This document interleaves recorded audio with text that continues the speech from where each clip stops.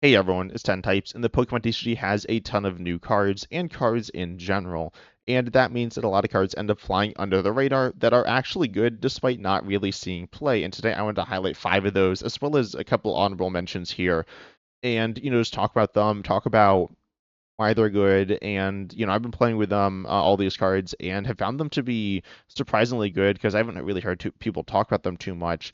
And they're just really impressive cards here, and you should try them. Some of them are pretty versatile, some of them are less versatile, but are deck builders, so they're shockingly good. But anyways, let's just hop right in here. First card, again, honorable mention here is Cinderace. Cinderace is definitely the worst card on this list, I think. There's another one that's like kind of questionable, but I do believe it's really good. Cinderace also I think is pretty good. It can, you can start it if it's in your active, or sorry, you can start in the active if it's in your opening hand, and then you can attack, and it's kind of like I'd say a better Joltik. It's more versatile. It does damage. It has more HP. It is for your tree. I think Joltik has one retreat, and then you can search for 3 energies of any type. It's 3, not 4, but it's good. Obviously, it's kind of hard to start, so you have to play in a very specific deck build. I recently made a video saying that Munkidora kind of does some, like, it's not that good because of the way it kind of does things to decks, and it just kind of gets slotted in where it doesn't belong. Cinderace, certainly sticking this into a random deck will probably not work, but then if you get it to work, you'll have to like get rid of like a lot of stuff from the deck, so that's kind of sketchy. But ultimately, it has some use cases. It's a cool card. I've been playing it, and it's been about where I thought it was going to be, which is a decent card here. A card I do expect to see some level of competitive play at some point. What that level will be probably pretty low. I'm not gonna lie, but it is a fun card. You should try it out. This is mostly a fun one, but it has some use cases. It's definitely not a bad card by any means. I think it's kind of fairly rated by the community as well. I guess I don't know. I haven't heard too much talk about it, but it's okay and not spectacular either. The next card here is another honorable mention, not because it's not good, but because it's like played in almost every deck in the game. So can I really say it's underrated? It's Air Balloon here. Air Balloon is a tool that reduces retreat cost by 2. It's super good. Honestly, I was like kind of messing. I was like playing with a deck that couldn't use Air Balloon. I realized how good Air Balloon is. Reduce your true cost by 2 is super good, specifically because Arven, which we'll actually talk about later, not because Arven's overrated. I do think Arven's good. I used to think Arven was bad. I actually used to think it was bad with Forest Seal Stone, and once that rotated, I thought it was better. But anyways, um, Air Balloon is useful with Arven because it's a switch. And Switch is, a good card. Switch is, I guess, is underrated. I don't know, but Air Balloon is super good. It has some like issues if you rely on it too much where stuff can get stuck. But anyways, Air Balloon is very good. Reducing retreat cost by 2 is as I said, like a switch, but searchable off of tool searches, which are more I don't know if they're more common, but they certainly exist, especially within Arven. The item search is always going to be giving you meaningful value. The tool search isn't necessarily going to give that. So being a tool that acts like an item in some sense, but like better than an item probably is really good. Air Balloon's just very, very good. Um, it should be in pretty much every deck in the game. It's very, very good. Yeah, that's about all there is to say about it, but it is super good. Then we have the first card on the actual list here, which is the only main attacker here, which is Mega Camera Up DX. This is one of the weaker cards on the list here, but for one fire, and I've talked about this card a lot before the set came out, it does 80, but it does 240 if your points activist burn for just 1, which is very efficient here. It's not too hard to set up. I think Azul made a video about it recently, and I didn't get a chance to watch it. But ultimately, I didn't make a video on it, but I played it. It's like pretty decent. It's kind of boring, I'm not gonna lie, but it's solid. Comparing it to the other megas, it's felt fine. The megas in general are kind of meh. I'm not gonna lie, meh isn't like kind of bad, but Mega Camera Up is fine. It kind of does what it wants to do, does decent damage. It's a decent like mid-range deck. When I say mid-range, its HP is super high, which is cool. So it's kind of a tanky deck as well. So Mega Camera Up just is pretty good here. Not spectacular. You could say it's underwhelming by the fact that it's just not super, it's not super exciting. It's not doing crazy damage, but it still is. It's decently strong, and it's pretty consistent. It does need to actually play Switch. Doesn't work with Air Balloon, but it is a pretty good card here. Then we have the first card here that's actually very good. Well, I guess Air Balloon's very good, and this is, I guess, worse than it. But Team Rocket's Petrol, which is super good. The reason this card's actually super good, I recently played a deck that was like a Pidgeot control deck where it was really built around this to get your Pidgeot up because it can search stadiums. But ultimately, this card searches any trainer as a supporter. It's like Skyla, but it's actually better because it is searchable off of Team Rocket's Transceiver. That ultimately Team Rocket's Transceiver switches for any Team Rocket supporter, but the only one that's universal is Team Rocket's Petrol. The others are all really Team Rocket specific, at varying degrees. Some of them require you to have like only Team Rocket's Pokemon in play. Some kind of do something in other situations, but ultimately this one is super universal, can be played in all sorts of stuff. The other ones have to be played in Team Rocket stacks, and honestly, this one's not even super good in Team Rocket stacks. But anyways, this is almost as good as Arven, or maybe better than Arven. Arven gets you an item and a tool. As I said earlier, the item's going to be consistently giving you value. The tool, obviously, by process of elimination, or I don't know if that's the right phrase, but Arven's tool isn't always going to be getting you value. There are definitely times when it is, specifically a turn when TM Evolution or Air Balloon as well. But ultimately, a lot of the time it's not as well, especially moving on into the later game. And in the later game, the item's also probably going to be losing value as well. You're going to be grabbing something like, I don't know, right? You can get something like Search Card. That's not necessarily going to be getting you what you want because you probably have your board set up. You're probably looking for, boss in the late game. Arven can't get you boss. Team Rocket Petrol can. You can't play it that turn, but you can play it later. Arven could get you like a catcher of some type, but that might not be what you have access to in your actual deck. Like it might not be there. You might not play it. So Team Rocket Petrol here is card that gets you a lot of things. It's just more well-rounded than Arven. I'm not saying it's necessarily better than Arven. I think it is a bit worse. But they're close, right? And Arven's like one of the best cards in the game. It's presumably a top 10 card in the game because it's like really good. Team Rocket's Petrol is almost as good as Arven, so it's still very good, even if it's not amazing. It's not the same case as Lisa's Appeal versus Boss. I mean, it kind of is in terms of how people are doing it. Lisa's Appeal is just a worse boss, essentially. Not that much worse. It would be good if Boss wasn't in the game, but Boss is in the game, so there's essentially no reason to ever play it. But Team Rocket's Petrol here is still useful. It does some things better than Arven, as I said, specifically in the late game. Allowing you to search stadiums can be really useful depending what you're playing. And sometimes, as I said, the tool is pretty mediocre in Arven. Also, could just be another Arven. It's fine. With Boss, you're really never playing. You could play 4 Boss. You're never really looking to play more than 4 Boss. I mean, like maybe as items with like catchers and stuff, but that's not that's a boss, right? But with Arven, you're looking to play 4 Arvens and most actually playing Arven. Sometimes you might want more. Team Rocket Special could be more Arven. Again, in those situations, it's often to hit early Arvens. So Team Rocket's Petrol, as I said, really doesn't do the things you're looking for early with Arven as well, but it's still certainly passable a lot of the time. Just a super cool card. It can be searched out with Team Rocket's Transceiver as well, as I said, but there's not really much reason to be doing that unless you're really building around this, like with an A-Spec stadium like Grand Tree or something, where it does have a ton of value. Or, of course, you're playing a Team Rocket's deck there.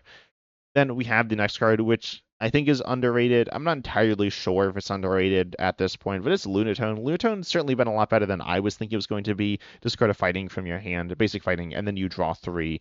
You can't use more than one Lunar Cycle ability each turn, and you do need Solrock in play. Getting Solrock in play, not that bad. Once per turn, not that bad. Discarding a fighting, not that bad. Sometimes good. Some of these things are good. And yeah, you just draw cards. It's very similar to Radiant Greninja, which was very good. I'll pull up Radiant Greninja here really quick. Radiant Greninja is I think it's an all-time great Pokemon. Tell me down below in the comment section if you think it's among the all-time greats, or if I'm just being silly here, and it's just like good, but not like absurdly good. But anyways, Radiant Greninja discards a basic energy from your hand to draw 2. You can theoretically use it more than once using like Scoop Up Net or something, but that realistically it's once per turn. It has a good attack, it has more HP, which Lunatone would actually rather have less HP down to 70, but 110 is like fine. The main thing is that it has a better attack and it's more versatile. So Radiant Greninja is better, but it's also limited as a one of.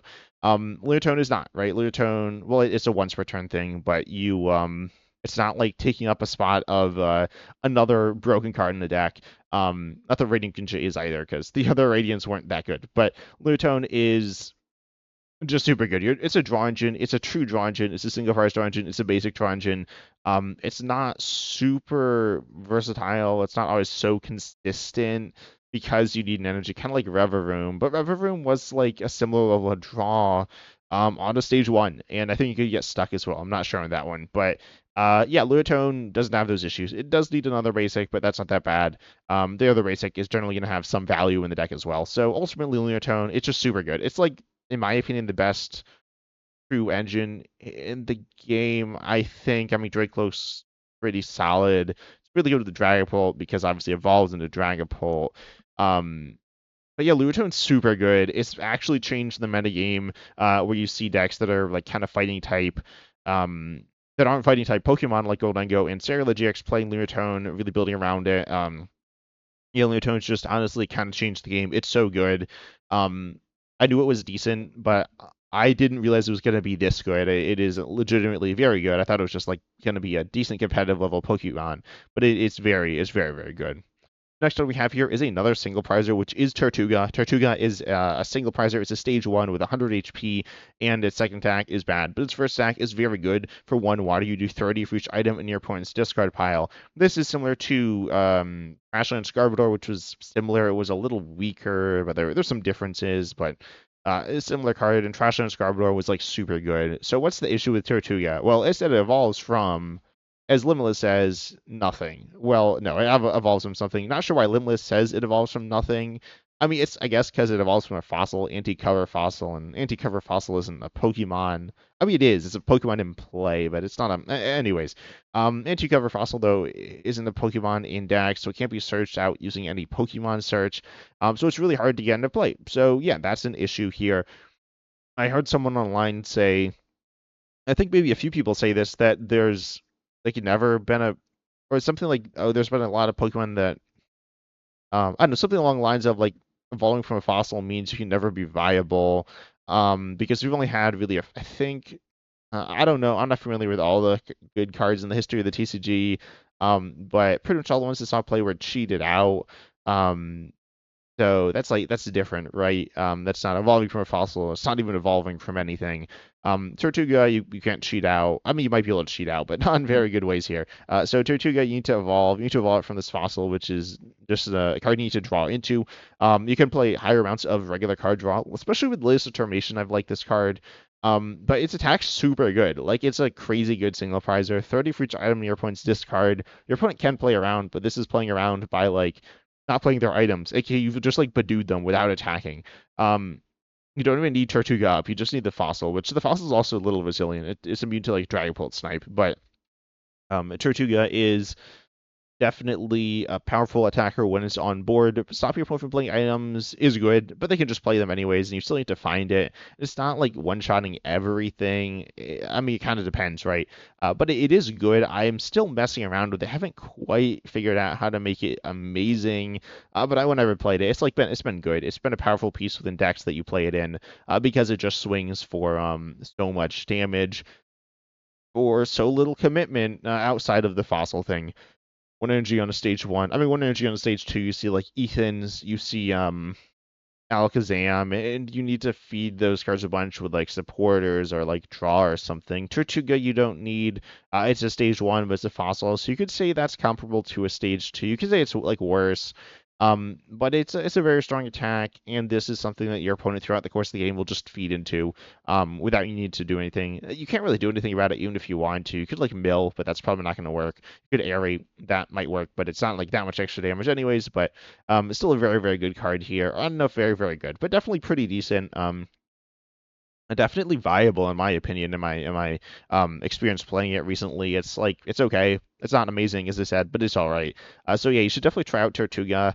I think there is something there, and again, not entirely sure where that is. I'm not 100% sure we'll see legitimate competitive play, but I think if people played it, it would be all right. I think it could be very good. It might need some other piece as well, I'll admit. but it is cool. Also, there are Caracastas, which are like kind of fun. They're not amazing, but they're decent. I'll mention them at the end here. But then the last card is Fighting Gong. And as I said, this is the last one, so I'll just say if you made it this far, make sure you subscribe and like and all that good stuff. It really helps me out personally and with the channel and in the video and stuff. But anyways, Fighting Gong is good, and I think it is underrated. This card has been played a bunch. I think people think it's good because it is. But you search your deck as an item for a basic fighting Pokemon or basic fighting energy, reveal it, put it into your hand, then shuffle your deck. There's really one deck where I think this is underrated, and this deck I think is like super good as well. And if you don't know what that deck is, it's Cynthia's, right? Ultimately, this card has been played in Mega Lucario, and it's a 4 in like all the lists. And then it's in Gold. Well, no, it's probably not in Goldengo. And then also Ceruledge here. Goldengo, I don't think is really running it like at all because you do want the energies, but you're not really super reliant on Lunatone Solrock. I guess they're like good, but they're not insane. But you could toss it in there as well if you wanted to.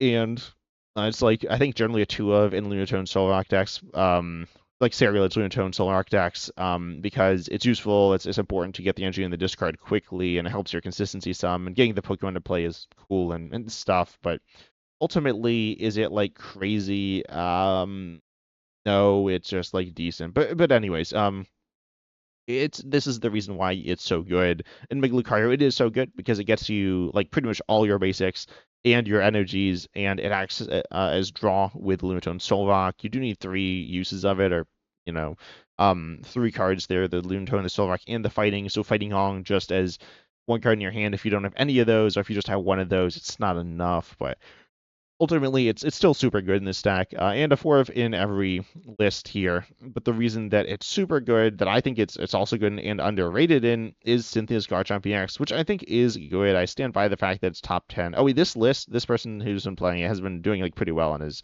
has 4 copies in their list. But if you look at this list here, oh well, I guess we're not. Okay, there we go, it loaded. It's like a 2 of from what I've seen, and it's really good in my opinion, because it searches basic fighting Pokemon or basic fighting energy. You are playing pretty much only fighting energy, not only fighting Pokemon though. Ultimately though, the Pokemon you want to be searching out are the fighting ones. It only gets Gible though, so it's a little limited there. Um, but you can just honestly cut into your energy counts with Fighting Gong because you don't need that much energy, in my opinion. And then you can like slap in some extra night stretchers, which are like good anyways. You want night stretchers, and then yeah, you can just go ahead and you can do that, or like play Super Rod, so you can like recover the energies and find it again. And yeah, Fighting Gong will just increase your consistency, allowing you to hit your Gibbles earlier. Gibbles are super important to the deck, because Gibbles evolve into Goodbites. Goodbites evolve, or like evolve into Garchomp, and also get you everything in the deck essentially. So, yeah, it's really good. Fighting Gong's really good in the deck. I put it as a 4 of, and I found it amazing in the deck. Fighting Gong is just so good because it gets you like 2 different things. It allows you to save space in your deck, which is so good. Having extra space, and more consistency, because if you draw into Fighting Gong, it gets you more often than not what you need, unlike Buddy Buddy Poffin, which is going to be good, but if you need energy, it's not getting you there. If you draw energy when you need Pokemon, it's not getting you there. So Fighting Gong, just having that versatility, really good. We've seen this card in the past. It's been really good. Well, no, sorry, we haven't seen this card. We've seen this card, but in other types in the past, and it's been super good. Honestly, like potentially game changing for these types. And I thought Premium Power Pro was going to be the card that would like change fighting and make it amazing. But no, it's Lunatone Solrock, it's Fighting Gong, especially Fighting Gong within Cynthia's. I think it's really really important to the deck here. I've talked about Cynthia's a lot in the past, but tell me down below in the comments, am I being silly here? Am I thinking that these cards are better than they are, or are they actually like, do you agree with me here? But I hope you enjoyed. Make sure you like, subscribe, hit the bell, all that good stuff. And as always, I'm excited to see you in the next video.